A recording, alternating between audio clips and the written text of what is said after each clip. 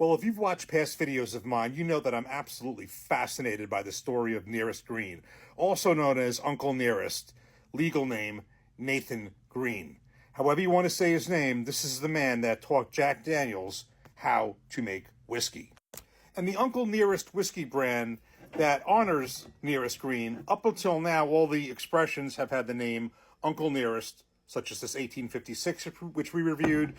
We reviewed the single barrel from Uncle Nearest. They've all had the Uncle Nearest name on the bottle until now. This latest expression that we're going to review, and this one is Nearest Green Tennessee Whiskey 84 proof. So this lower proof expression from this distillery, which is the Nearest Green Distillery in Shelbyville, Tennessee, in my view, this is intended for to be a more budget oriented, lower proof pour, whether it be for a beginning, more of a beginning bourbon drinker, or just basically to be a little more of a maybe more of a budget pour compared to some of the other expressions, which are a little bit more in price. That's my view of it. I got this for $24, I think it was, which is incredible.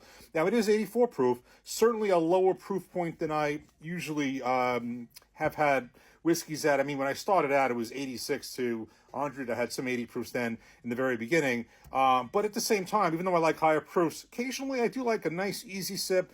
Maybe not the higher proof sometimes. Sometimes in the mood for something just like this. So deal is this. This is a Tennessee whiskey. Has the Lincoln County process, the whole charcoal maple process, just like Jack Daniels, which is all tied in with the history there. Again, we've done videos on this, did the whole story of Nearest Green, and you're welcome to go back and watch that, tell the story of where he mentored Jack Daniels and all that. Fascinating story. So this is the Nearest Green Distillery, Shelbyville, Tennessee. It's distilled and aged in Tennessee. These are sourced from, I think, undisclosed Tennessee distilleries. It is bottled by the Nearest Green Distillery. The Thorne Weaver is the CEO, and as it says on the bottle, V.E.D. Butler is the fifth-generation master blender. She is a descendant of Nearest Green. Again, this was released last October. Age is undisclosed. It's at least 4 years. Mash bill is undisclosed, but I do know from my research on the 1856, it was a pretty high corn content, and the 90... I think it was like rye and corn together, 90%, and the rest malted barley, but pretty high in the corn content. If you think about it, Jack Daniels, I think, is like 80-something%, so very high there. Going to have the charcoal, whole Lincoln County process, charcoal mapling, the whole deal. I'm anxious to open this up, and let's see what it tastes like. Okay, that was actually one of the best cork pops that I remember of anything, so that was excellent. Let's give this a nose. Wow, that is... very, very sweet. Almost, it sounds funny, almost perfume-like. I mean, it's very, very sweet. Very sweet nose. A lot of nose coming out for 84 proof. All right, let's give this a taste. Cheers.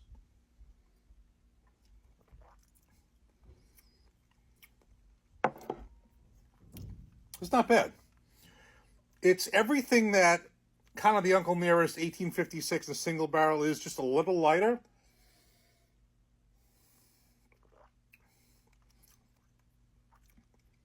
I actually like it. I was thinking the opposite. I was thinking that, maybe I wouldn't like it as much, in terms of the proof level.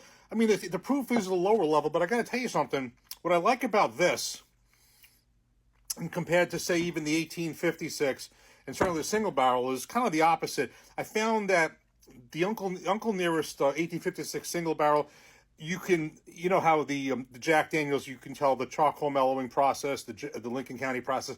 I think the influence is even heavier here. There is a very heavy influence of charcoal on the Uncle Nearest 1856 and single barrel. I'm not sure if it's even too much, but it's very heavy in that, very prominent, interesting. This, it's there, but it's a little bit lighter. I would actually be interested... I've done blinds with that against the higher proofs to Jack Daniels. This might be interesting to put this up against Old Number 7. It's pretty similar in proof. That's 80. This is 84. But I like this is a lighter version of you can tell the charcoal's there. You can tell the Lincoln County process has influence, but it's just lighter. I think this is a really good whiskey. As I said in the beginning, maybe for someone a little bit more... I mean, it's good for anyone. I mean, I'm certainly not a beginner, and I'm enjoying it. But I think for somebody who's newer to the bourbon, I want to say bourbon, this Tennessee whiskey, newer to the whiskey journey, this would be really good. And at the same time, somebody newer to whiskey may not want to spend a lot of money. This was a really, I mean, the MSRP I think is 30. This is I got it for 24. New Jersey's never cheaper than anybody else, but I paid. That's what I paid for this, and I think it's very tasty and it's very good. You got your traditional vanilla caramel. I like that this is the influence on that chocolate mellow. It's just a little lighter because I found, and in fact, I could even put this right next to it. In fact, I think it's just heavier, which is okay. But I actually like this one, believe it or not. Let me just put the 1856 next to it. Okay, so we have them both poured up here. Now, the Uncle Nearest 1856 is 100 proof, and the Nearest Green is 84 proof. So, we have 16 proof points difference. Color, well, it's not exactly the same amount in each, but it's fairly similar. Let me go into the 100 proof 1856 first. Actually, let me just give it. It's funny. I'm getting more nose out of the Nearest Green 84 proof. It's really sweet. But let me give the Uncle Nearest 1856 a taste. Cheers.